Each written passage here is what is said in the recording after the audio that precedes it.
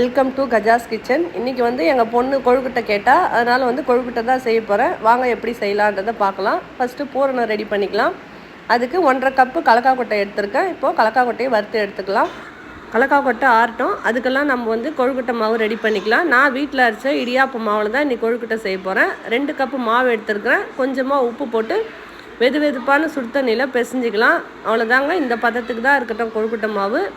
இது தொட்டால் சாஃப்டாக இருக்கட்டும். இப்போ இதை மூடி வச்சிடலாம். ஒரு பக்கமாக கலக்கா கொட்டை ஆறிடுச்சு. இப்போ நம்ம வெல்லம் போட்டு பூரணம் வந்து ரெடி பண்ணிக்கலாம். ஒரு மிக்சி ஜாரில் நம்ம எடுத்து வச்சுருக்கிற கலக்கா கொட்டையை பொட்டு எடுத்து அதில் போட்டுக்கலாம். நான் எடுத்த கலக்காவுக்கு 1.5 கப்பு வெல்லம் எடுத்திருக்கேன். 2 ஏலக்காய் போட்டு பொடி பண்ணி எடுத்துக்கலாம். இப்போ நம்மளுக்கு கொழுக்கட்டைக்கு உள்ளே வைக்கிற பூரணம் வந்து ரெடி ஆகிடுச்சு. வாங்க கொழுக்கட்டை செய்யலாம். இன்றைக்கி நான் வந்து வாழை இலையில தான் கொழுக்கட்டை செய்ய போகிறேன். அதுக்கு ஆல்ரெடி நான் வாழை இலையை வந்து சின்ன சின்னதாக கட் பண்ணி கழுவி எடுத்து வச்சுருக்கேன். நம்ம செஞ்சு வச்சுருக்கிற கொழுக்கட்டை மாவை சின்ன உருண்டை எடுத்து இந்த மாதிரி தட்டி பூரணம் வச்சு இப்படி மடித்து வச்சுக்கலாம். என் பொண்ணு எப்பவுமே அவங்க பாட்டி வீட்டுக்கு போனால் கொழுக்கட்டை தாங்க கேட்பா.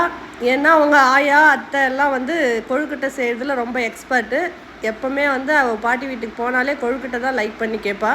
நான் எடுத்து வச்சுருந்த வாழை இலையில எல்லாமே பண்ணிட்டேங்க. இப்போ இந்த 2 உருண்டை வந்து மீந்துடுச்சு. இதை வந்து நான் கையிலேயே பண்ணி எடுத்து வச்சுட்டேன். இப்போ கொழுக்கட்டையை வேக வச்சுக்கலாம். ஆல்ரெடி நான் இட்லி குண்டால தண்ணி வச்சுருக்கிறேன். இப்போ நம்ம வந்து செஞ்சு வச்சுருக்கிற கொழுக்கட்டையெல்லாம் அதில் வச்சு வேக வச்சுக்கலாம். ஒரு 10 நிமிஷம் வேகட்டுங்க, அப்புறம் நம்ம பார்க்கலாம். இப்போது 10 நிமிஷம் ஆயிடுச்சு. திறந்து பார்க்கலாம்.